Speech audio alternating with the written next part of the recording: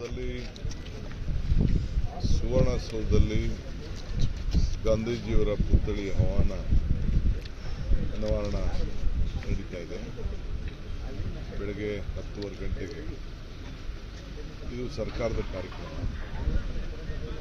ಮುಖ್ಯಮಂತ್ರಿಗಳ ಅಧ್ಯಕ್ಷತೆಯಲ್ಲಿ ಕಾರ್ಯಕ್ರಮ ನಡೀತದೆ.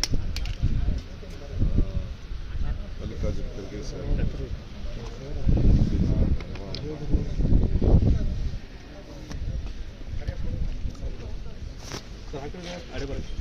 ಮಲ್ಲಿಕಾರ್ಜುನ ಖರ್ಗೆ ಅವರು ಅನಾವರಣ ಮಾಡ್ತಾರೆ. ರಾಹುಲ್ ಗಾಂಧಿಯವರ ಜನ ಉಪಸ್ಥಿತಿಯಲ್ಲಿ ಈ ಕಾರ್ಯಕ್ರಮ ನಾವು ವಿರೋಧ ಪಕ್ಷದ ನಾಯಕರುಗಳನ್ನು ಇನ್ನೂ ಕೂಡ ಆಹ್ವಾನಿಸಿದ್ದೇವೆ.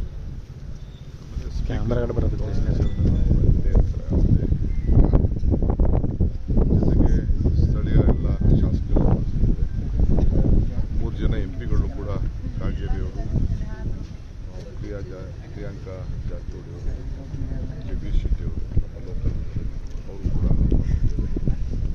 ಲೋಕಲ್ MLAs ಕೂಡ ಎಲ್ಲ ಆಹ್ವಾನಿಸಿದ್ದಾರೆ. ಎಲ್ಲರೂ ಕೂಡ ಇದ್ರ ಭಾಗವಹಿಸ್ತಾರೆ. ಇದು ಐತಿಹಾಸಿಕವಾದಂಥ ಕಾರ್ಯಕ್ರಮ.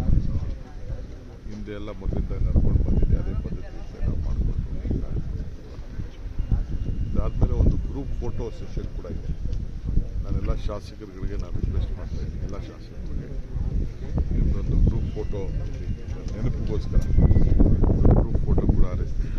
ಒಂದು ಕಾರ್ಯಕ್ರಮ ಅದಾದಮೇಲೆ ಮುಖ್ಯಮಂತ್ರಿಗಳು ಊಟ ಕೊಡ್ತಾರೆ 12 ಗಂಟೆಗೆ ಇಲ್ಲೆಲ್ಲ ಶಾಸಕರಿಗೆಲ್ಲ ಅತಿಥಿಗಳಿಗೆ.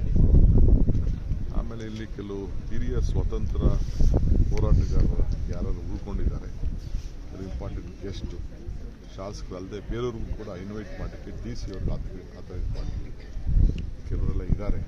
ಆಮೇಲೆ ಕೆಲವು ಪ್ರಾಮಿನೆಂಟ್ ಫ್ಯಾಮಿಲಿ ಇದ್ದಾರೆ. ಈಗ ಉದಾಹರಣೆಗೆ ಇಲ್ಲಿ ಜನರಲ್ ಸೆಕ್ರೆಟರಿ ಆಗಿ ಜವಾಹರ್ಲಾಲ್ ಜೊತೆ ಇದ್ದಂಥ ಗಂಗಾಧರ್ ಅವರು, ದೇಶಪಾಂಡೆ ಅವರ ಫ್ಯಾಮಿಲಿ ಇದೆ. ಅಂತ ಎಲ್ಲ ಪ್ರಮುಖವಾದಂಥ ಕುಟುಂಬಗಳನ್ನು ಕೂಡ ಇಲ್ಲಿ ಆಹ್ವಾನ ಮಾಡಬೇಕು ಅಂತ ಹೇಳಿ ಜಿಲ್ಲಾಧಿಕಾರಿಗಳಿಗೆ ಜವಾಬ್ದಾರಿಯನ್ನು ವಹಿಸಿದ್ದಾರೆ. ಸರ್, ಪ್ರಮುಖವಾಗಿ ಮೂಡಾ ಪ್ರಕರಣ ವಿಚಾರವಾಗಿ ಇಡೀ ಈಗಾಗಲೇ ಒಂದು ಪತ್ರಿಕಾ ಪ್ರಕಟಣೆ ಹೊರಡಿಸಿದೆ. ಅದರಲ್ಲಿ CM ಅವರ ಪತ್ನಿ 14 ಸೈಟ್ಗಳನ್ನು ಹಂಚಿಕೆ ಆಗಿದೆ. ಅದರಲ್ಲಿ ಅಕ್ರಮ ಕಂಡು ಬಂದಿರತಕ್ಕಂಥದ್ದು 54 ಕೋಟಿ ರೂಪಾಯಿ ಮೊತ್ತದಷ್ಟು ಕೂಡ ಅಲ್ಲಿ. ಒಂದು ಕೇಸ್ ಅಂತಂದರೆ ಇದಕ್ಕೆ ಇನ್ವೆಸ್ಟಿಗೇಷನ್, ಲಾಂಗ್ ಪ್ರೋಸೆಸ್. ಅವ್ರು ಏನೋ ಒಂದು ಅದೆಲ್ಲ ಕೋರ್ಟ್ ಟ್ರಯಲ್ ಮಾಡಬೇಕು. ನಾನು ನೀನು ಟ್ರಯಲ್ ಮಾಡೋದು, ನನಗಾಗಲಿ ನೀನು ಟ್ರಯಲ್ ಮಾಡೋಕ್ಕೆ ಅವಕಾಶ. ನಾನು ಇಡೀ ಕೇಸ್ನ ದಿನ ಬೆಳಗ್ಗೆ ಮಾತಾಡ್ತಾ ಇರೋದು. ನಾನು ಅದ್ರ ಬಗ್ಗೆ ಹೆಚ್ಚಿಗೆ ಏನು ಮಾತಾಡೋದು. ನಮ್ಮ ರಾಜಕೀಯವಾಗಿ ಕಿತ್ತೂರಿ ಮುಖ್ಯಮಂತ್ರಿಗಳ ಮೇಲೆ, ಅವರ ಕುಟುಂಬದ ಮೇಲೆ ರಾಜಕೀಯ ಕೂಡ ಒಬ್ಬ ಹೆಣ್ಮಗಳಾಗಲಿ ಮುಖ್ಯಮಂತ್ರಿಗಳು ಯಾವ ಪಾತ್ರ ಇಲ್ಲ. ಇನ್ನೇನು ಸ್ಪಷ್ಟಪಡಿಸ್ತಾ ಇದ್ದೀನಿ, ಈಗೂ ಸ್ಪಷ್ಟಪಡಿಸ್ತೀನಿ. ಆ ವಿಚಾರ ಬಿಡಿ, ರಾಜ್ಯದ ವಿಚಾರನ ಚರ್ಚೆ ಮಾಡಿ. ಸರ್, ರಮೇಶ್ ಜಾರಕಿಹೊಳಿ ಅವರು ನಿಮ್ಮ ಮೇಲೆ ಒಂದು ಆರೋಪ ಮಾಡಿ